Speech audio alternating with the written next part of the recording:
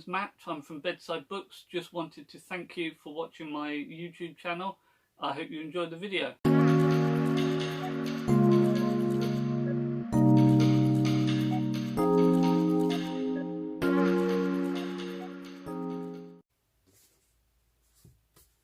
Hi folks, how you doing?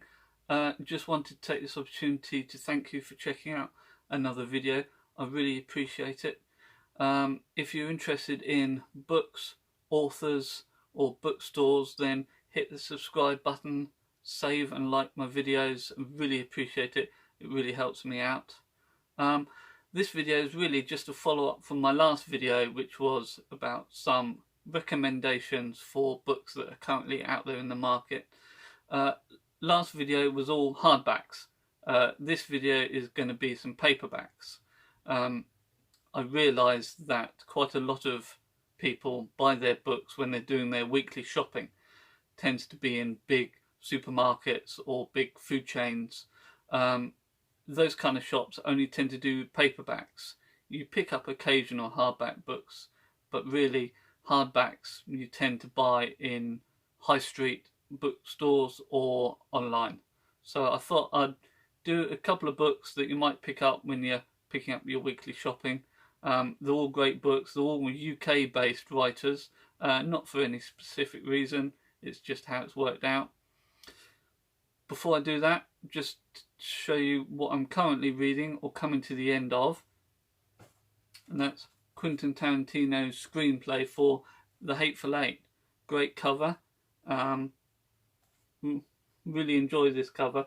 Unfortunately, because it's the Weinstein Company and all big companies like to claim credit for everything, they don't actually name the artist who did the artwork, sadly, but I enjoyed the read as well. As with his films, his screenplays tend to involve some great character traits. The story unfolds towards a bloody and violent end.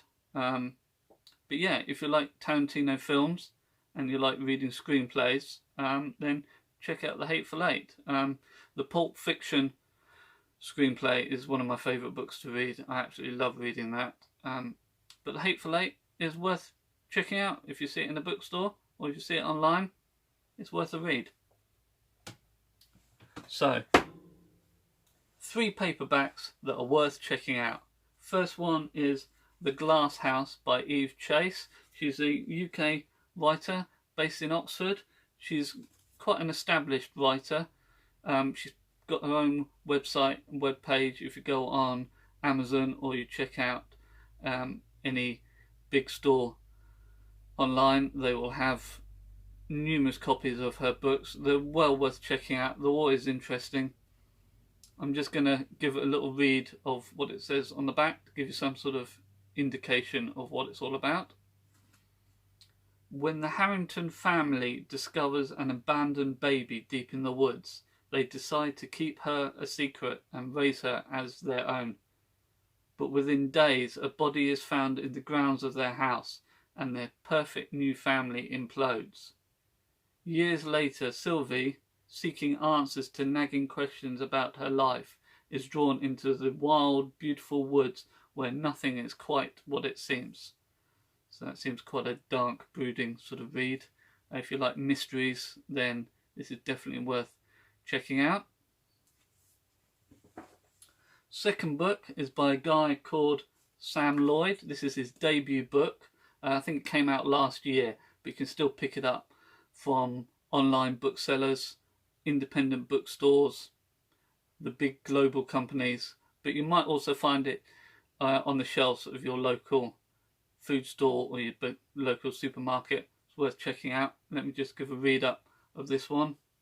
When Elijah stumbles across 13-year-old Elisa in the woods where her abductor is hiding her, he refuses to alert the police.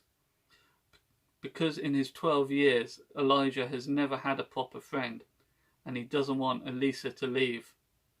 Not only that, Elijah knows how this can end. After all, Elisa isn't the first girl he's found inside the memory wood. As her abductor's behaviour grows more erratic, Elisa realises that outwitting strange, lonely Elijah is her only hope of survival. Their cat and mouse game of deception and betrayal will determine both their fates and whether either of them will ever leave the memory wood. So again, quite a dark, brooding, menacing type of read. Looks like to be a great thriller. That's definitely on my bedside cabinet. One to read as soon as I get the chance, and as soon as I read the other 105 books I've got piling up. And third book on the list, at the current list anyway, for UK writers is Sophie Hannah. You'll definitely recognise the name if you're a book fan. You'll definitely find a Sophie Hannah book on your travels around bookstores or in the book section of your supermarket. She's a great writer, always does well for a good read. I'll see what this says. All Beth has to do is drive her son to his football match, watch him play, and then drive home. But the knowledge that her former best friend lives nearby is all-consuming. She can't resist. She parks opposite the house and is still there when Flora and her children return home. Except something's not right. 12 years ago, Thomas and Emily were 5 and 3 years old. Today they look exactly the same. They haven't changed at all. How is this possible? Beth knows it isn't. Yet she also knows what she saw and that it was real. And having seen it, how can she forget? So again, a third thriller, dark, menacing, interesting. So definitely worth a read. So next time you're in your supermarket, check out the paperback section. Look out for Sophie Hannah, Sam Lloyd, Eve Chase. If you can't find them, check out your local independent bookstore. Check out online book services. Definitely find them on there. Worth checking out. Worth seeing whether you can pick up a bargain. Next week, hopefully, we're ending the end of the UK lockdown. Bookstores across the country will be opening their doors. Hopefully, fingers crossed.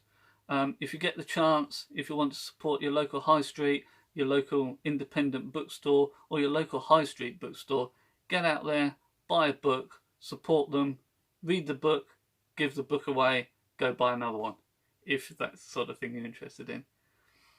And that's it for another video. Thanks for checking me out. Really appreciate it. I know you guys have got a lot of better things to be doing in your lives than watching me ramble on, but I appreciate it. If you like books, authors, bookstores, subscribe, press the like button. I really appreciate it.